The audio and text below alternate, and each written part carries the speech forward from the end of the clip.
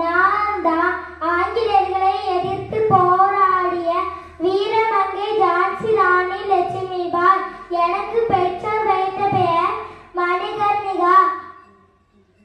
நான் வாரணாசி என்ற ஊரில் பிறந்தேன்.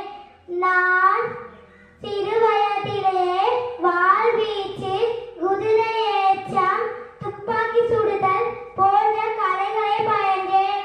ஜான்சியை காப்பாற்ற ஆங்கிலேயர்களுடன் மிகவும் கடுமையாக போராடி வென்றேன்.